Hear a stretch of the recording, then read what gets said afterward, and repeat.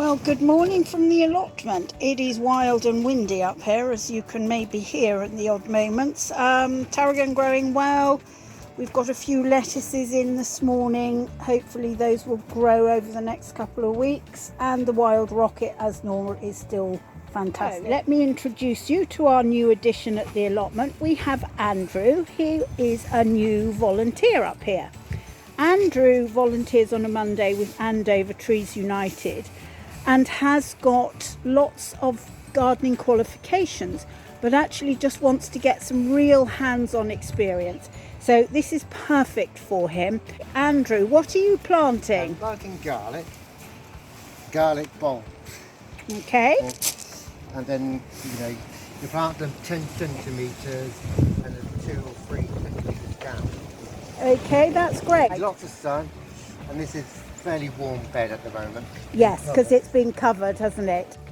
And then my job for this morning really is to weed some of the other beds to get them ready so that we can plant the onion sets and then potatoes. It is now full of bark and hardcore right at the bottom because it was 3 feet deep. The idea here is to create another big bed. We'll probably put this down to potatoes because this will get quite a lot of sun, and also with the bark and everything underneath, it's probably a reasonably good base for some potatoes. So have rhubarb, fantastic. I probably will let this live a little bit longer before I pick some, just to make those first tender compots with rhubarb, ginger and cardamom that I then use in crumbles. The daffodils, I think they were last year's Mother's Day presents from my children, and I see that we've got some hyacinths coming through a little bit further up. This is the bed that I'm weeding and going to be digging over this morning. Last year this had our potatoes in it, and I'm not going to put potatoes in it this year. We like to rotate the crops. I can see that our verbena has come back to life. I always like to put some kind of companion plants in with the vegetables. Potentially put the onions in here.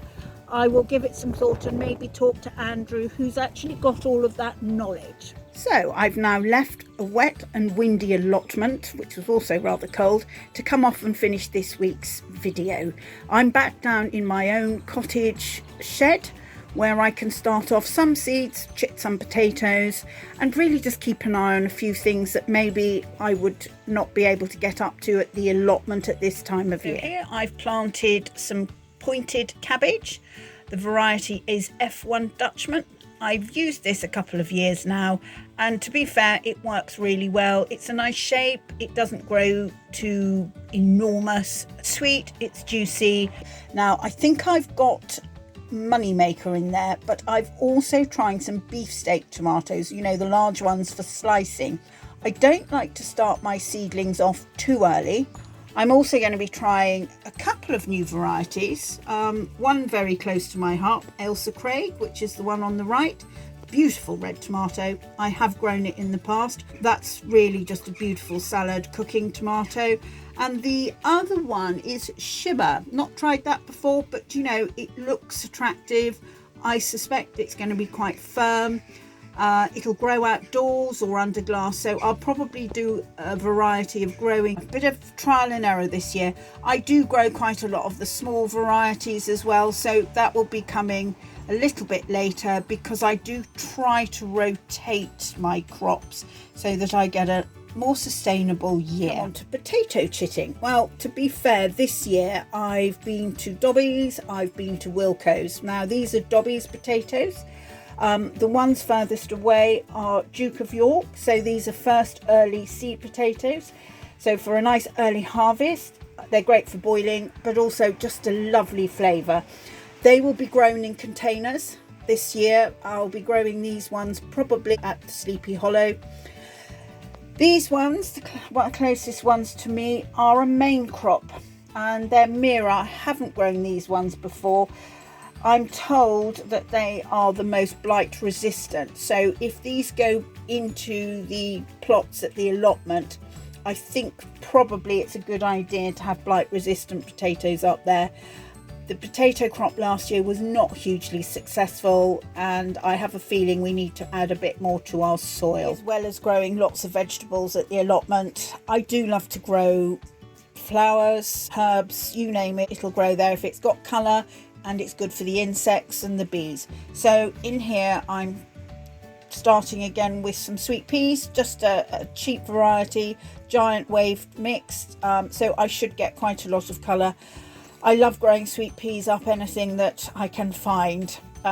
Sadly though, they do get eaten alive if I don't look after them, so these will probably be grown at Sleepy Hollow, and I will take some up to the allotment as well, where I would normally grow them in containers. So yeah, lots of work to do, but I've started these off here. Beautiful at this time of year, and if you've got some herbs out in the garden, which I've got some parsley already, it's just lovely to have a quick fresh salad for a quick lunch. With my variety of seeds, I will probably choose a few more to plant out here, but then most of these will be going up to the allotment ready to go straight out, because actually the ground is now beginning to warm up. I was lucky that my lovely daughter has given me a voucher that I can go and spend at Wilko's and various other places. So I will be doing a little bit of shopping today, just for some more seeds that I haven't got in this pile.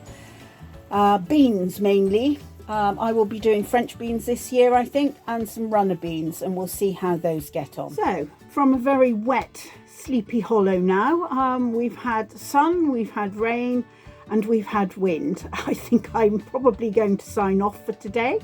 Next week we'll be looking at what you can do with excess rosemary. I use it to put in the house. It's a great antibacterial, but there are so many other things you can do with it, say cooking. We're going to be looking at some tinctures that have health properties that you can keep for 6 months in a sterilized jar. So I'm quite excited about that, because as you probably have realized, that herbs really do play a huge part in my life, not only for cooking but also for well-being. It's the smells when you touch them, when you're working with them, but they're so versatile as well. I was given for my birthday last year some really good aromatherapy books, the healing properties, techniques around what you can do with herbs. Not only herbs, but also the weeds in your garden. You'd be surprised how many weeds in your garden have got some properties for cooking, but also for tinctures, dandelion especially. But there are other ones which I will be talking to you about over the next period. But next week it's rosemary. So we'll get more adventurous over the period. It is seasonal, remember. We'll have more volunteers. We will have some good tips for you, but maybe not the tips that you would expect from an allotment. Well-being, physical and mental as well. It's where I get rid of the old and bring in the new. So thank you again. Please like and subscribe. But you know, you can also go and have a look on our website, www.unityonline.org.uk. And if you would like to volunteer, then please go to our website, register, and it will be me that will be in touch, and then we can have happy days ahead, growing, watering, harvesting, cooking, and anything else in between. Thank you. Have a good weekend.